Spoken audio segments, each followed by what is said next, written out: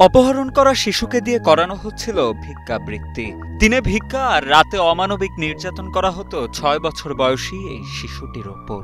বিগত ৬ মাস খাবার না দিয়ে সারা শরীরে সিগারেট আর কয়লের আগুন দিয়ে হাতের নখ উপড়ে ফেলে তার উপর চালানো হয় নির্যাতন।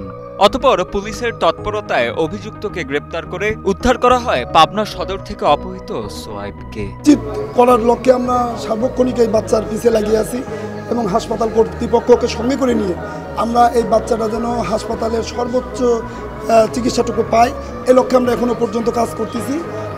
আগামী দিনে যেন এই ধরনের নেককারজনক ঘটনা না হয় এবং এই বাচ্চাটাকে যে পরিমাণ ক্ষত করা হয়েছে এটা একটা সর্বোচ্চ অমানবিক কাজ।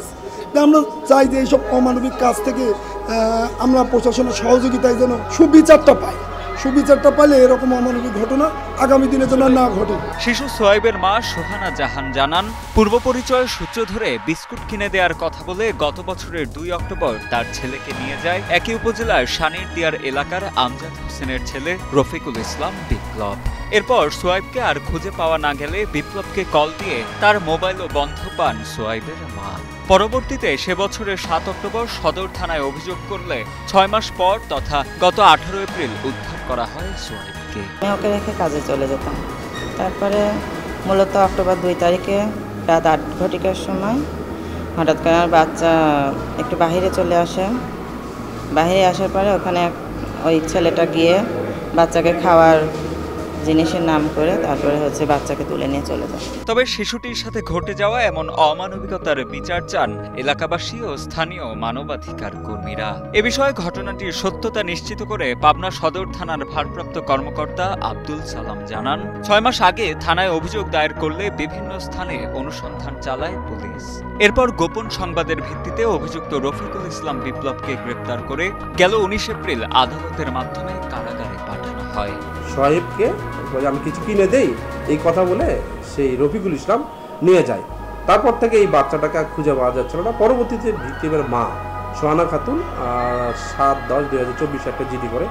এই জিডির প্রেক্ষিতে আমাদের এসআই জাকারিয়া এই জিডিকে নিয়ে যে ফোন দিয়ে তার সাথে কথা বলছে, এই ফোনে ট্র্যাক করে লোকেশন নিয়ে বিভিন্ন জেলায় এইটাকে আপনার বার্তা দেওয়া হয় যে এই নামে একটা শিশুকে তারা নিয়ে গেছে।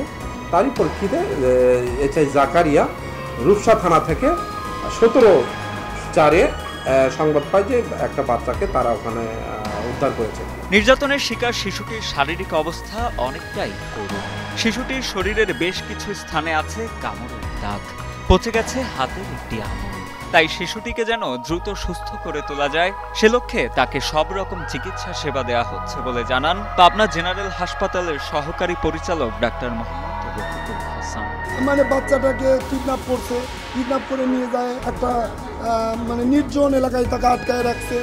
আটকায় রাখার পর তার শারীরিক ব্যাপক নির্যাতন করে সারা শরীরে কামড়ের দাগ, সিগারেটের আগুন দিয়ে পুরানো, প্লাস তার একটা নখ বাম হাতের কেনি নখটা তাকে একেবারে ক্ষত করে ফেলছে, উঠায় ফেলছে।